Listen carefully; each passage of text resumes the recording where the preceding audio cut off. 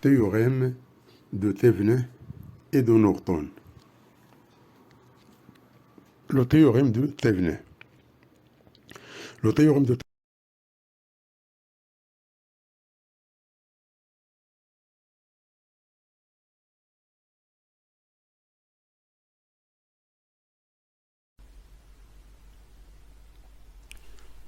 L'exercice 5. On réalise le circuit série C-contre comportant une bobine d'inductance L et de résistance négligeable.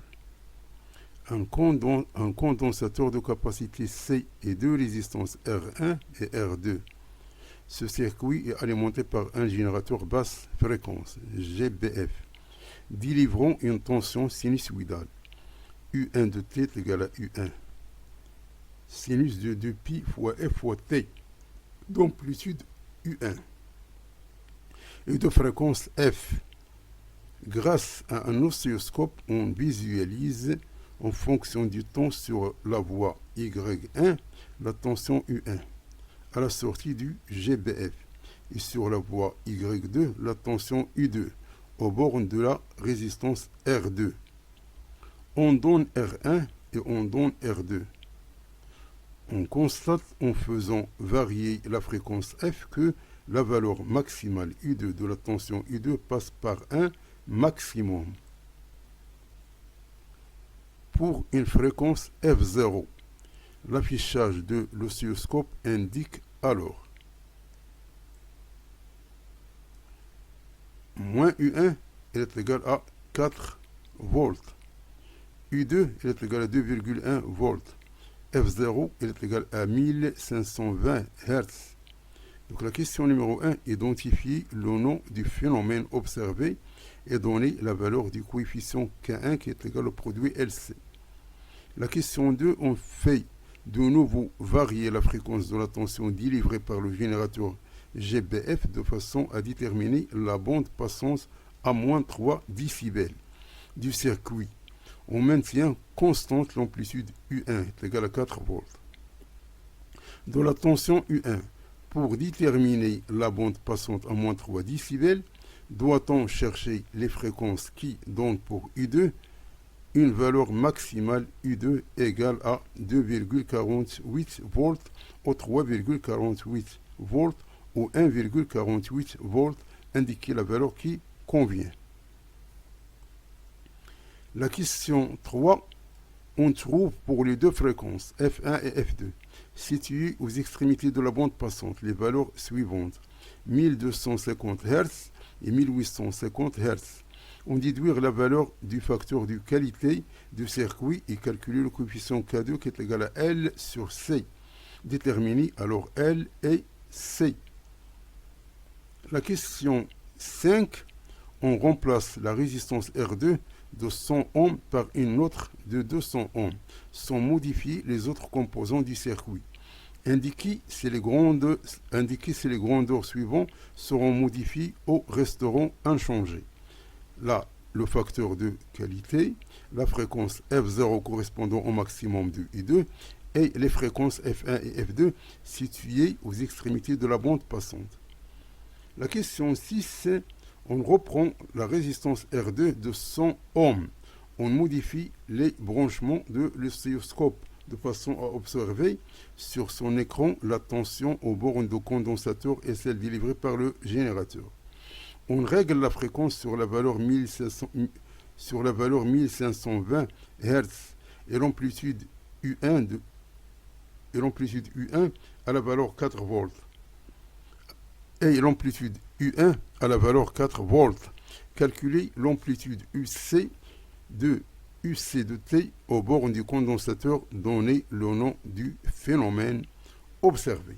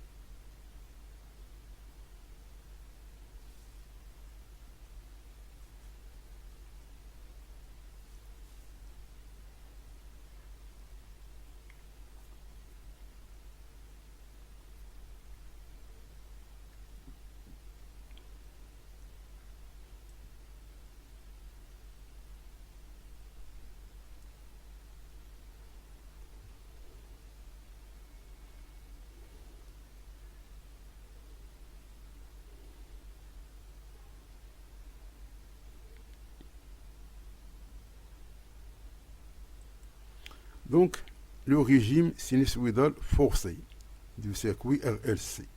On a les valeurs ici. Donc, phénomène est K1 égale à L fois C. Donc, le phénomène, c'est le phénomène de la résistance. Donc, le phénomène, c'est le phénomène de la résonance. Donc, le phénomène observé, c'est le phénomène de la résonance d'intensité maximum de U2, maximum de U1. À la résonance, oméga 0 est égal à 1 sur racine carrée de LC. Donc on a oméga 0 est égal à 2 pi fois F0, donc on calcule sa valeur. Et LC est égal à 1 sur oméga 0 au carré. Donc K1 est égal à ce terme ici. Donc est égal à 1,10, 10 à la puissance moins 8 secondes carré.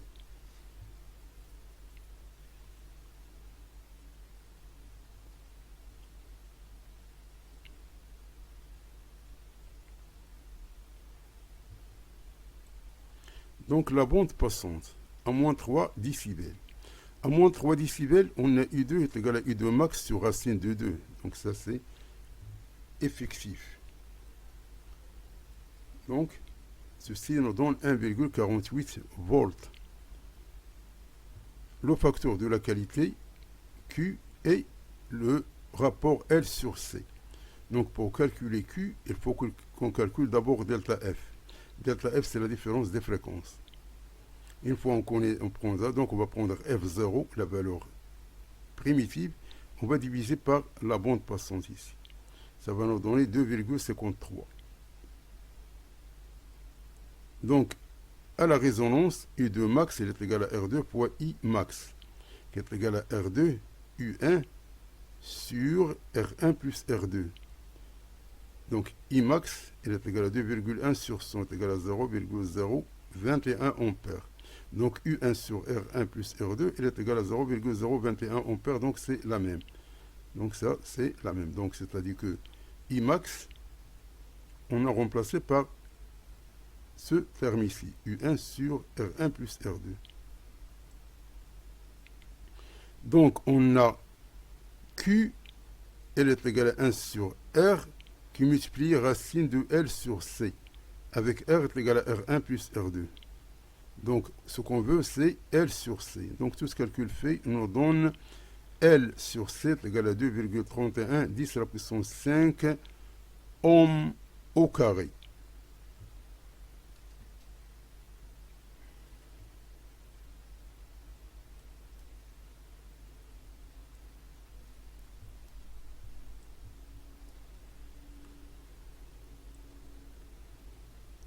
La question 4 la valeur de L et de C. On a LC et on a L sur C.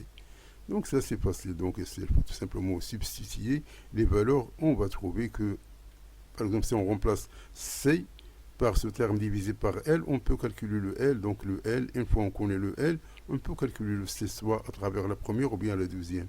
Donc ça nous donne L est égal à 50,4 millihenry et que C est égal à 0,218 microfarad.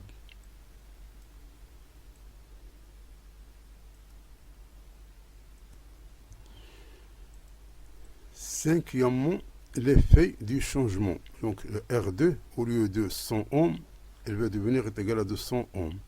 Donc, concernant le facteur de la qualité, Q, il va diminuer, car elle est proportionnelle à 1 sur R. Lorsque R augmente, le Q diminue. La fréquence F0, inchangeable, ne dépend que de L et de C.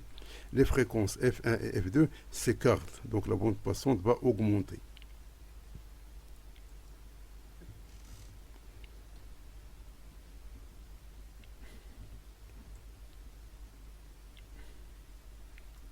La tension au bord du condensateur à F0.